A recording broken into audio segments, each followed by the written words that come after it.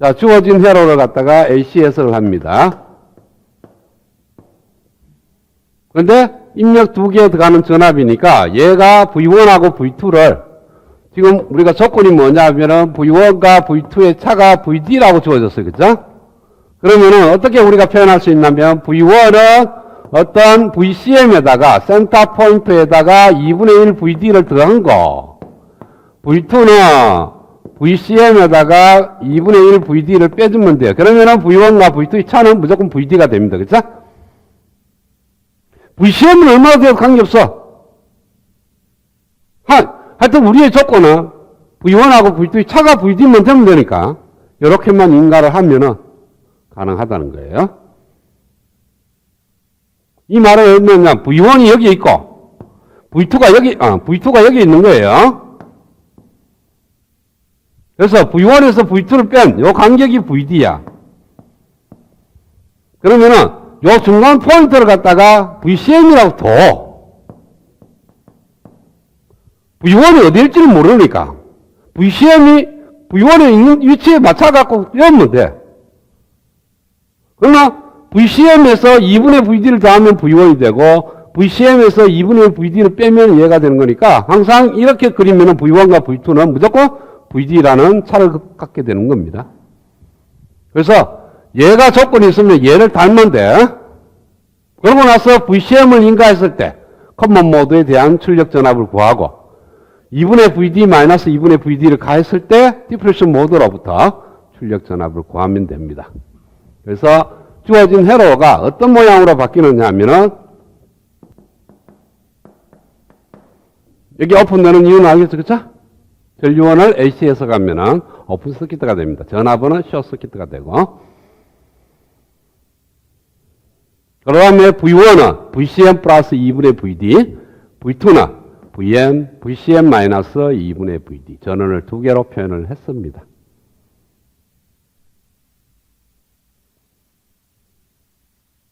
그리고 여기 나오는 전압을 V0라고 정의를 한 겁니다.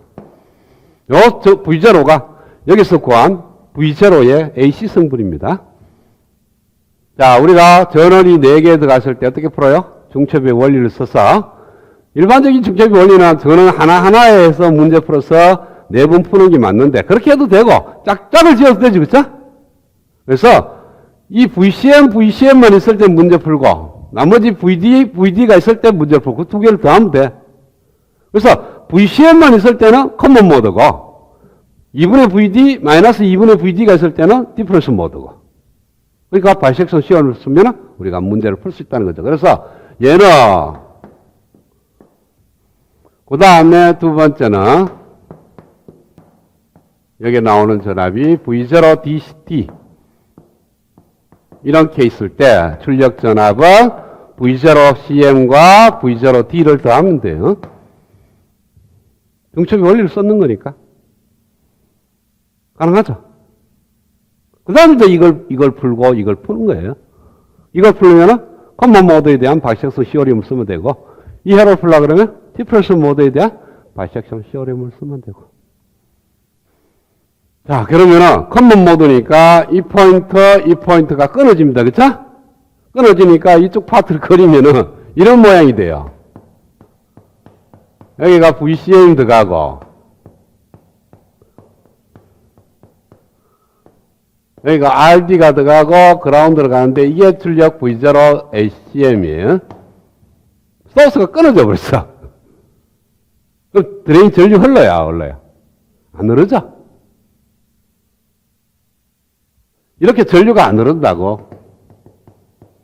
그러면 RD에 전압이 안 걸려. 그럼 V0 CM은 얼마가요? 제로죠?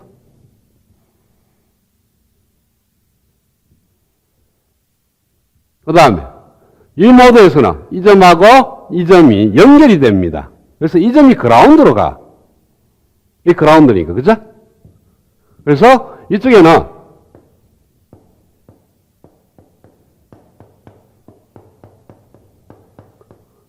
마이너스 2분의 1 VD가 들어갑니다. 그러니까 V0D고.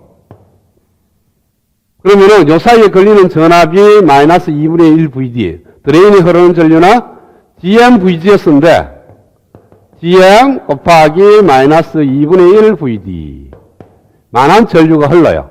그러면은 여기에 걸리는 전압이 RD 곱하기 E예요. V0는 그라운드 비해서 그보다 낮으니까 이 부호를 반대로 하면 돼. 그래서 V0D는 RD 곱하기 E 부호의 반대 하니까 2분의 1 GM RD 곱하기 VD. 이 GM하고 저 GM하고 다른 아까 같다 그러는데 이 GM은 뭐냐 하면은 뭐죠? 루트 KN에 2분의 1 RQ가 적었어요. 그쵸? 지금 저기 있는 이 GM은 여기에는 DC 전류 2분의 1 RQ가 흘러요. 그쵸? 그래서 여기 나오는 이 GM은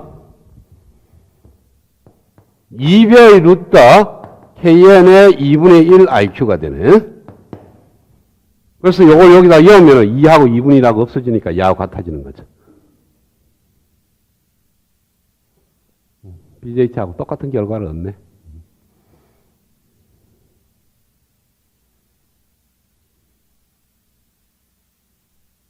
그래서 이래 복잡하게 DC를 안 풀고 이제부터는 AC로 풀겠다는 거예요. 그냥 AC 등가열로 들어가서 입력 전압이 아주 적을 때 요 조건 항상 만족해야 돼요. 여기에 들어가는 이 VD가 very small V1과 V2의 차가 아주 작을 때만 성립한다. 조금 보면 이것들이 다 AC 해석은 안 맞아 떨어진다. 어느 정도 안 맞아 떨어지냐 하면은 아까 그래프를 보면요. VD에 따라서 V0의 파형을 보니까 이런 스타일로 되었어요. 그리고 우리가 수식적으로 나오면은 이 원점에서 접선의 기울기를 이렇게 끊는 거예요. 그러니까 여기는 잘 맞지만은 여기는 안 맞다는 거예요. 그 말은 만약에 VD의 파형이 이런 스타일로 이 진폭이 크다면 작을 때는 그냥 정폭이가 나와 출력이. 이게 크면은 원래는 이렇게 나오는 게 정상인데 여기서 이렇게 왜곡이 생긴다는 거예요.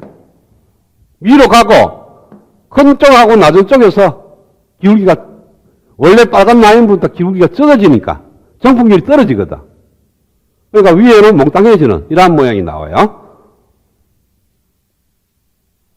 이거는 비선형을 선형화시키면 우리가 모두 회로 이론을 풀 때는 비선형의 특성을 갖고 선형화를 시켰거든요. 그래서 등가 회로를 그렸고 그걸로부터 결과를 얻었다고. 그러면은 비선형을 선형화 시켰기 때문에 모두가 다 이런 현상이 나타나요. 그래서 파형이 작을 때는 미미하게 증가하는데 파형이 크면은 이런 식으로 뭉뚱거리죠. 그러면 요 차이를 뭐라 그러냐면 우리는 디스토션 노이즈라 그럽니다.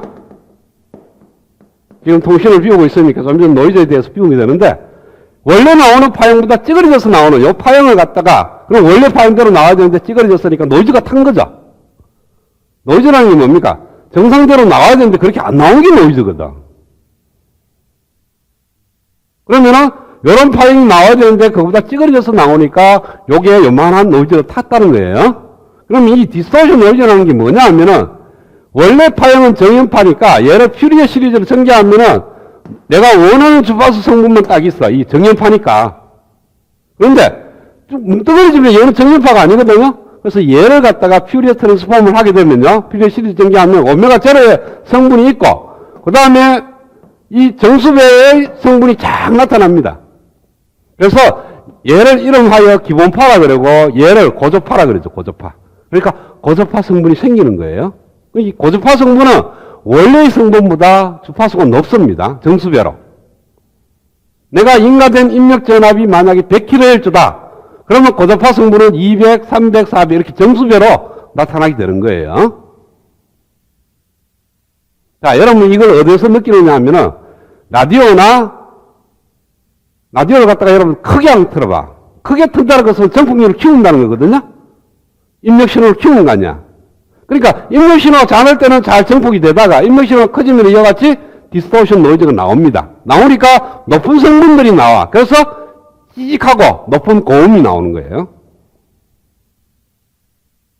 그러니까 음이 깨져 나오죠. 깨져 나오는데 저음으로 나오는 게 아니고 고음으로 나오는 거예요. 그래서 날카로운 소리가 들리게 되는 겁니다. 그게 우리가 통신에서 얘기하는 것이 디스토션 노이즈라고 얘기를 해요. 이거는 굉장히 많이 나타납니다. 어느 정도가 나타나냐면은 이것 갖고 여러분이 쓰고 있는 휴대폰 같은 데도 이 노이즈가 타게 되면은 좀 곤란해. 왜냐하면은 보통 우리가 라디오에서는 이 주파수가 굉장히 정수배 위로 올라가는 거니까 안 잡힐 수가 있는데 여러분이 쓰고 있는 스마트폰은 굉장히 캐리어 주파수가 높아요. 기가헤르츠로. 그렇기 때문에 일반에서는 신경을 안 쓰던 주파수 성분이 스마트폰에서는 안테나에 잡힌다는 거예요. 잡혀서 노이즈가 타버려요.